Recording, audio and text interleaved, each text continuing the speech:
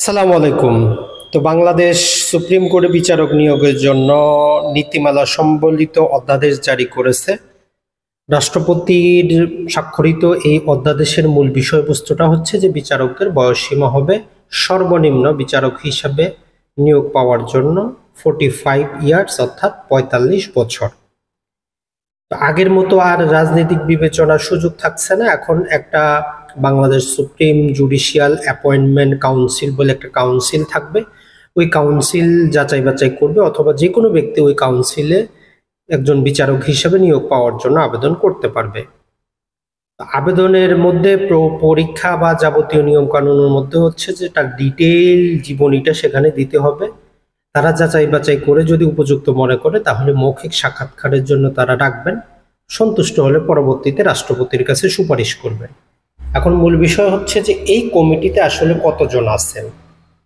আমরা যদি দেখি 7 জনের কমিটি, যার মধ্যে কমিটির চেয়ারম্যান হচ্ছেন আপিল বিভাগের থেকে বাংলাদেশের যে প্রধান বিচারপতি নিয়োগ পান প্রধান বিচারপতি, আর 2 জন আপিল বিভাগের বিচারক, একজন হচ্ছেন রানিং আর একজন হচ্ছেন অবসরপ্রাপ্ত।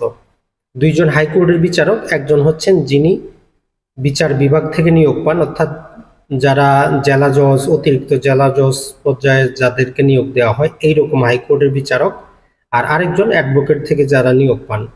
আর বাই ডিফল্ট ক্ষমতা বলে অ্যাটর্নি জেনারেল এবং প্রধান বিচারপতি কর্তৃক নিযুক্ত একজন আইনের অধ্যাপক বা আইন বিশেষজ্ঞ। 7 সদস্যের কমিটি যাবতীয় কিছু যাচাই বাছাই করে যদি উপযুক্ত মনে করে রাষ্ট্রপতির কাছে সুপারিশ পাঠাবে।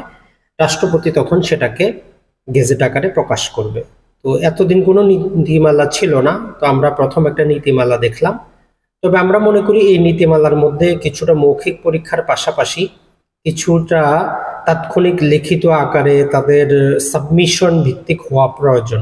যে যাকে নিয়োগ দেওয়া হচ্ছে তার যেহেতু বাংলাদেশে বিচার ব্যবস্থা ইংরেজিতে, কতটুকু ইংরেজিতে দক্ষতা আছে, কতটুকু সে ইংরেজিটা বুঝে, কেমন তার রাইটিংগুলো কেমন হবে, এটাও যাচাই করা উচিত। না হলে থার্ড ক্লাস মার্কা যে ইংরেজি দিয়ে যে জাজমেন্টগুলো আমরা পাচ্ছি ভবিষ্যতে আরো পাবো। তো দেখা যাক, শুরু হচ্ছে হয়তো অধ্যাদেশ যখন আইনে পরিণত হবে তখন হয়তো পরীক্ষারও কিছু একটা অপশন রাখা প্রয়োজন বলে আমরা মনে করি। ভালো থাকবেন, সুস্থ থাকবেন। নতুন বাংলাদেশে আপনাকে স্বাগত।